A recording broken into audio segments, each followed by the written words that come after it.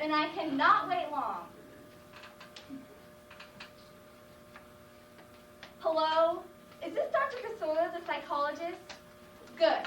Look, doctor, for years I've been combing home after school, and no one would be there. But I just take my key from around my neck and let myself in. But today, I go home, and I slip my key in the door, and they changed the locks on me. Well, maybe it was something I did. I didn't say it was innocent. Well, you see, today I go by my dad's lab to get some money for some gear for my act.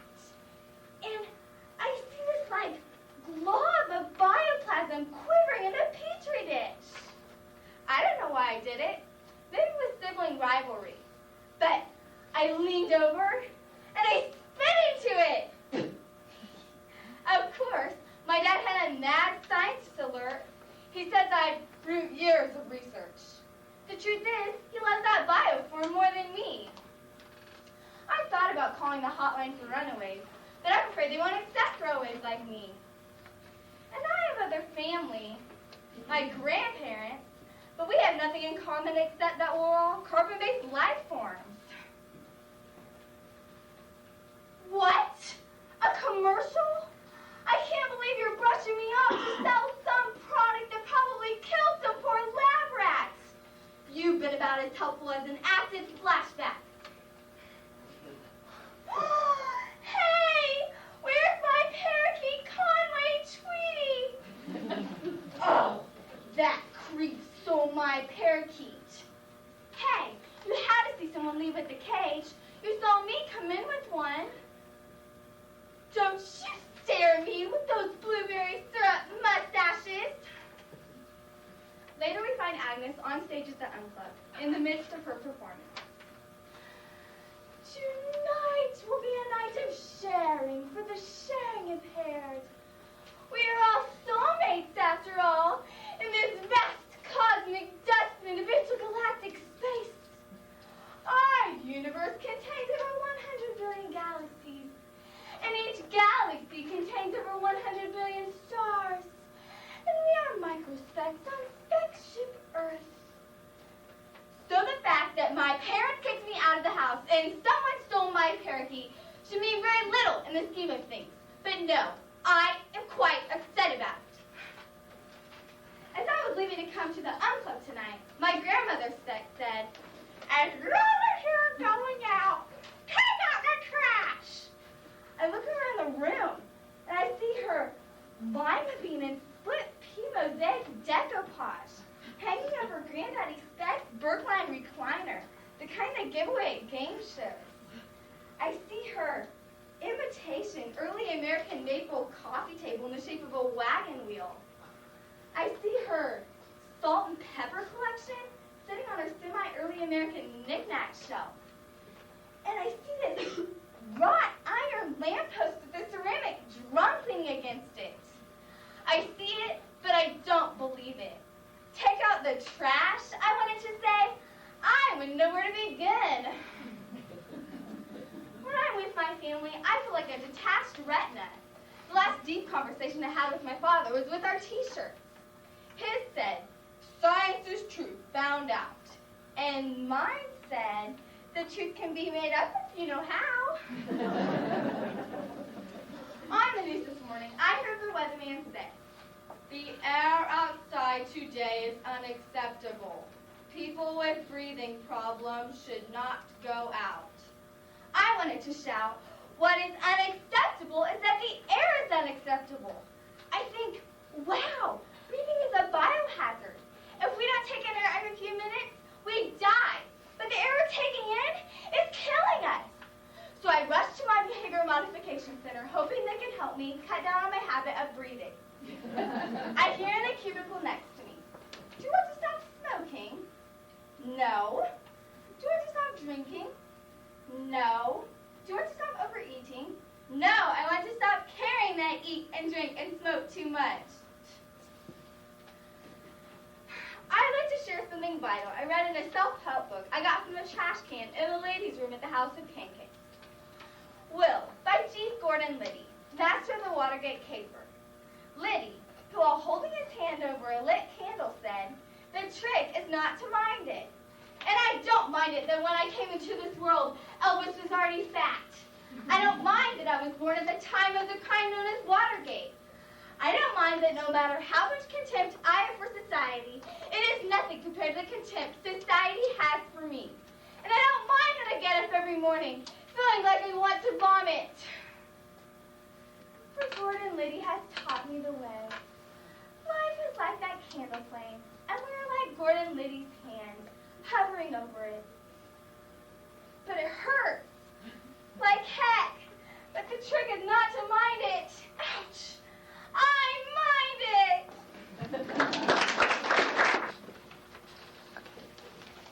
Neil Armstrong, Eleanor Roosevelt, and Martin Luther King Jr. What do these people have in common? Obviously, they are all famous, but they've also accomplished great things. Neil Armstrong did what most thought was impossible. He walked on the moon. Eleanor Roosevelt was the legs and backbone for our president during the difficult Depression. And Martin Luther King Jr. gave millions of people a reason to hope and to dream of a better life. But most importantly, these people were all positive role models for our parents and past generations. Today's teens are not without role models either. We are blessed with the examples of Dennis Rodman, a great basketball player who showed us how to headbutt a referee.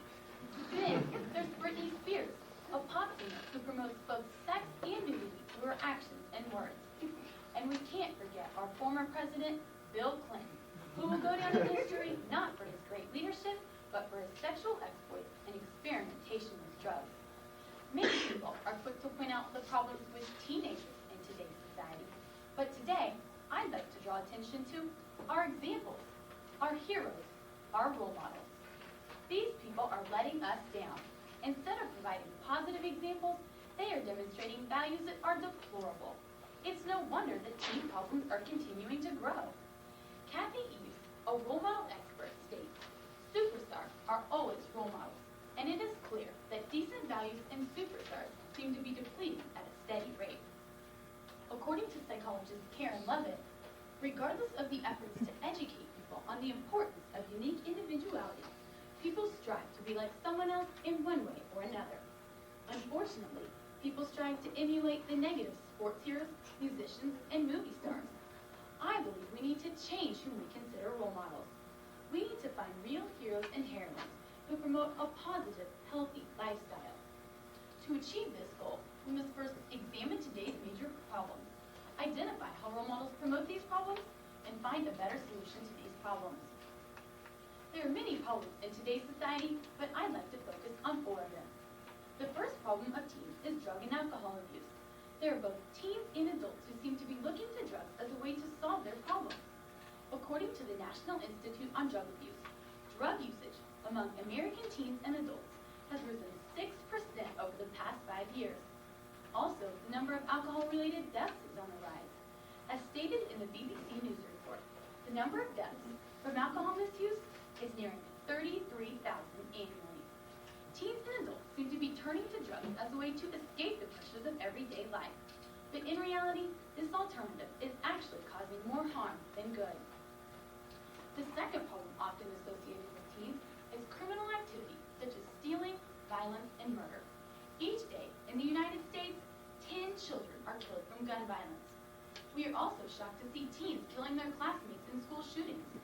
Rob Lucas, a school counselor, said, "We see the same problems that were present years ago, but now they are being handled in a different way." The third problem of teens is unsafe sexual habits. There are both teens and adults who promote premarital sex and multiple partners without regards to sexually transmitted diseases or unwanted pregnancies. The people who condone these behaviors are not thinking about the added responsibilities and consequences of sex. According to the McCormick's Information Center, each year, 1 million teenagers become pregnant, and of those 1 million pregnancies, 78% are accidental. Our final problem is self-image. According to child psychologist Mary C. Mathis, nowadays it seems that body image equals happiness. We are receiving the message that in order to be beautiful, you must be blonde and skinny for a woman or muscular and tame for a man. These are unrealistic images that only produce a sense of inadequacy in all who hope to live up to these standards. Obviously, these are just 4 of the problems that plague today's teens, and Fortunately, our role models have paved the way for us with the examples they have set. We see many famous people abuse drugs and alcohol. For example, just recently, A.J. McLean of the Backstreet Boys spent time in a drug rehab center for alcoholism. Whitney Houston was arrested last January for possession of marijuana when it was found in her carry-on bag at the local airport. During this time, she canceled several large concerts and sent fans the message that it is perfectly fine to hide from your problems. Another example of drug usage is baseball players who chew tobacco. They are constantly spitting, which makes their habit very visible and very appealing to their fans. Criminal activity is very evident in the role models of today's society. Gina Belafonte of Time magazine writes, "The sports section of any major paper reads more like the crime and tragedy section than a repertoire of great plays, wins, and accounts of love of the game." O.J. Simpson is a prime example. His murder trial was on television 24 hours a day, and the media often sympathized with Simpson, saying he should not be held accountable for his supposed actions just because he was a sports hero. Our movies and TV shows also spread the wrong message. Buffy the Vampire Slayer, portrayed by Sarah Michelle Gellar, sets the example that violence can solve anything. She is often seen beating up blood-sucking vampires and evil demons just before she heads to school for cheerleading practice. Another major contributor to the violence is the World Wrestling Federation, or the WWF. These pre-planned wrestling matches are full of psychotic men and sexy women who appeal to teens and adults everywhere. In one school, in Illinois, a little boy had to be taken to the emergency room after his friend practiced the Stone Cold Steve Austin body slam on him and broke his arm. Now, if you think teens make unhealthy choices regarding sex, so do their role models. Will Chamberlain, in his bio, brags about the number of sexual conquests he has had.